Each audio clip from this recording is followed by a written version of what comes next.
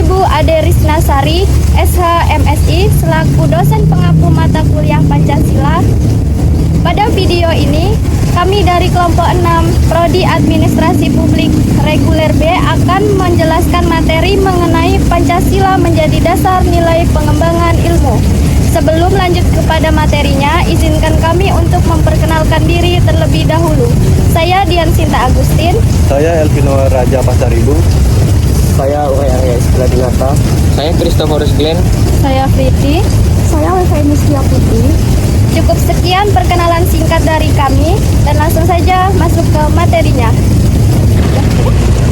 Nah, teman-teman, mengapa Pancasila sebagai dasar nilai pengembangan ilmu? Sebab kalau kita memperhatikan perkembangan ilmu sudah mulai berkembang dari adanya manusia hingga dengan masa sekarang zaman Yunani kuno.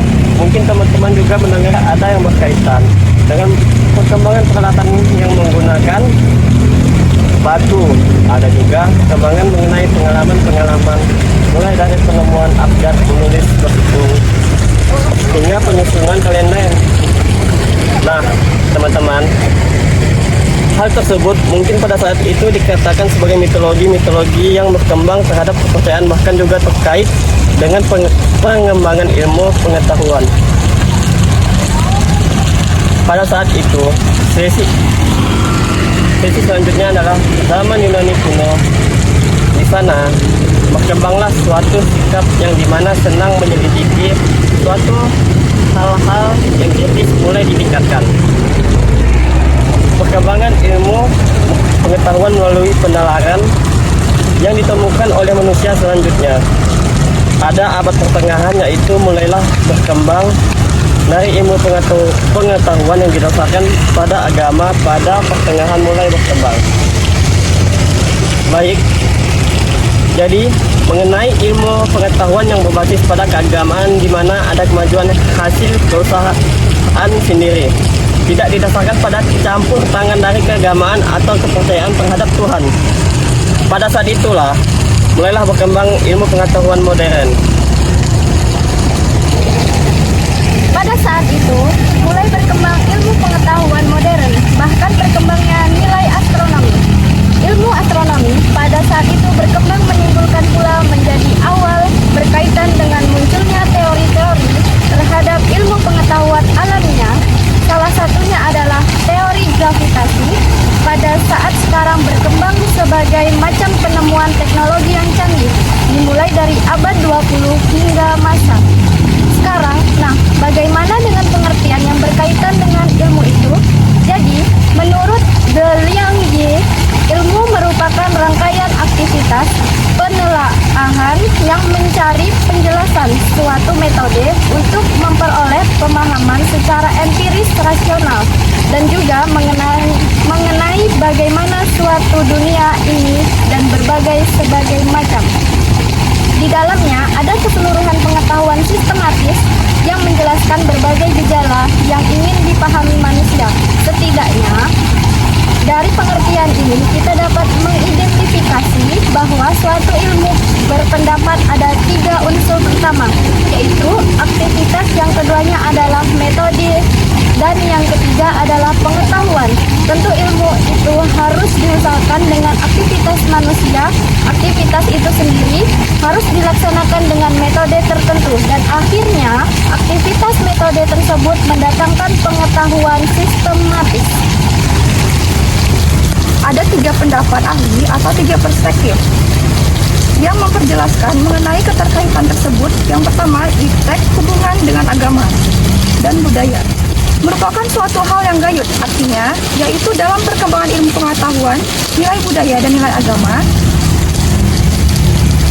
itu menjadi dasar pokok dalam perkembangan ilmu pengetahuan, sehingga perkembangan ilmu pengetahuan yang dihasilkan lebih mendekatkan pada human religious.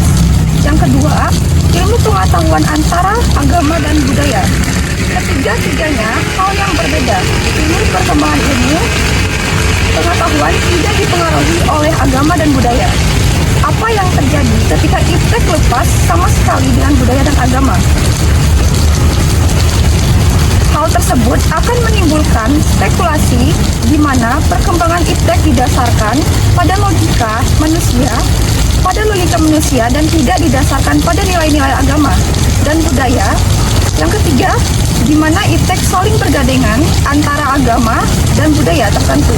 Hal-hal tertentu tersebut menjadi mitra atau hal tertentu tersebut didasari dan dipengaruhi oleh agama dan budaya. Tidak seluruh terkait dengan perkembangan ilmu pengetahuan.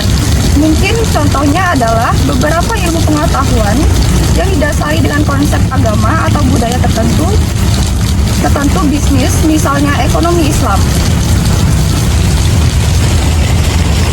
Ilmu pengetahuan berkembang tidak hanya karena logika dan penelitian, tetapi juga karena adanya nilai-nilai yang mendasari. Nilai inilah yang membuat ilmu pengetahuan tetap relevan dengan kehidupan manusia. 3 konsep penting yang berkaitan dengan perkembangan ilmu adalah ilmu itu sendiri, agama, dan budaya. Jika ketiga berjalan beriringan, ilmu pengetahuan akan berkembang lebih sempurna. Namun, jika salah satunya diabaikan, arah perkembangan ilmu bisa menjadi timpang. Hal ini menimbulkan pertanyaan penting, yaitu apakah ilmu pengetahuan bebas dari nilai atau tidak? Ilmu yang bebas nilai berarti hanya fokus pada kebenaran ilmiah, tanpa campur tangan ideologi, politik, budaya, dan agama. Indikator ilmu bebas nilai adalah ketika penelitian berdiri sendiri, tidak dipengaruhi faktor eksternal, dan benar-benar berdasarkan pada hakikat ilmu. Dengan begitu, ilmu dapat berkembang secara objektif. Namun, pada kenyataannya, penelitian ilmiah tidak sepenuhnya lepas dari pertimbangan etis. Nilai etis ini bersifat universal dan tetap hadir di setiap masyarakat. Justru, dengan nilai etis inilah ilmu pengetahuan tetap terarah agar bermanfaat bagi manusia, bukan sebaliknya. Nah, hal-hal itu dikatakan sebagai ilmu bebas nilai. Lebih sederhana adalah suatu ilmu yang tidak mempengaruhi konsep atau pemikiran dari luar ilmu pengetahuan itu sendiri. Bagaimana dengan ilmu tidak bebas nilai? Habermas mengatakan bahwa di mana ilmu pengetahuan tidak bebas nilai berpendirian pada teori sebagai produk ilmiah, tidak pernah lepas dari nilai-nilai yang ada di masyarakat, di mana nilai-nilai tersebut tentu berkaitan dengan hal di ilmu pengetahuan di lahir, di mana konsep manusia seperti apa kondisi masyarakat, seperti apa contohnya. Pengaruh perkembangan ilmu pengetahuan contohnya dipengaruhi oleh bagaimana konteks pekerjaan atau pengembangan ilmu itu berada. Yang kedua